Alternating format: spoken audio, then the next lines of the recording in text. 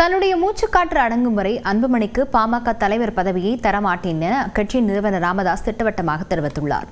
அன்புமணியை நினைத்தாலே பிபி ஏறுவதாகவும் கூறியுள்ளார். அன்புமணி குறித்து ராமதாஸ் கூறியது என்ன, விரிவாக பார்க்கலாம் இந்த தொகுப்பில். இந்த தேர்தலுக்கு பின் வேணா நான் கொடுக்குறேன் அப்படின்னு சொன்னேன் தலைவர் பதவியை. ஆனால் நடக்கிறத பார்க்கும்பொழுது, அவருடைய செயல்பாடுகளை பார்க்கும்போது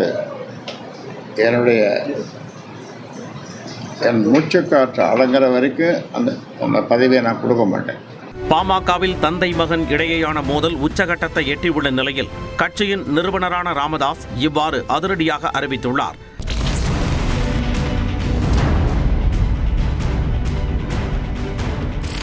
திண்டிவனத்தை அடுத்த தைலாபுரம் தோட்ட இல்லத்தில் செய்தியாளர்களை சந்தித்த பாமக நிறுவனர் ராமதாஸ் மகன் அன்புமணி மீது மீண்டும் அடுக்கடுக்கான குற்றச்சாட்டுக்களை வீசினார். 2026ஆம் ஆண்டு சட்டமன்ற தேர்தலுக்கு பிறகு அன்புமணியிடம் தலைவர் பதவியை ஒப்படைக்க நினைத்ததாகவும், ஆனால் அவரது செயல்பாடுகளை பார்க்கும் பொழுது என் மூச்சு இருக்கும் வரை அந்த பதவியை அன்புமணிக்கு தர மாட்டேன் எனவும் திட்டவட்டமாக கூறினார்.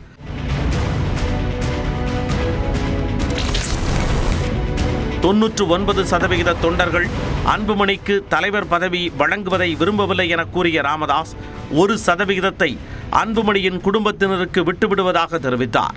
மேலும் தனது குடும்பத்தைச் சேர்ந்தவர்கள் அரசியலுக்கு வரக்கூடாது என்ற வாக்குறுதியை நிறைவேற்ற முடியவில்லை எனவும் வேதனை தெரிவித்தார். கட்சியில் உள்ள மூத்த தலைவர்கள் தான் வற்புறுத்தியதன் பேரில் அந்த பொறுப்பை, அதாவது அமைச்சர் பொறுப்பை 35 வயசில் சுகாதார அமைச்சராக அவரை நியமிக்க உலக அளவில் நல்ல விருதுகள்லாம் அவெல்லாம் வாங்கினார். ஆனாலும் இப்போ தந்தைகிட்ட விருது வாங்கணும் இல்லையா? தந்தை சொல்மிக்க மந்திரமில்லை என்று சொன்னால் அதை அன்புமணி பொய் என சொல்வார் எனவும் ராமதாஸ் கூறினார். தந்தை தாயை மகிழ்ச்சியாக வைத்திருக்க வேண்டும். நான் மகிழ்ச்சியாக தான் வச்சுருக்கேன், நான் மகிழ்ச்சியாக தான் வச்சுருப்பேன் அப்படின்றார். எப்படி மகிழ்ச்சியாக வச்சுருப்பார்? மைக்கு தூக்கி அடிக்கிறவர், பாட்டில் தூக்கி தாயை அடிக்கிறவர், இது மகிழ்ச்சியாக வைக்கிற இதுவா? பாமக தன்னால் உருவாக்கப்பட்ட கட்சி என குறிப்பிட்ட ராமதாஸ் அன்புமணியை பார்த்தாலே தனக்கு பிபி எகிரி விடுவதாகவும் தெரிவித்தார். 100 ஆண்டுகள் இருப்பீங்கன்னு சொல்லிட்டு அவர் வாயால்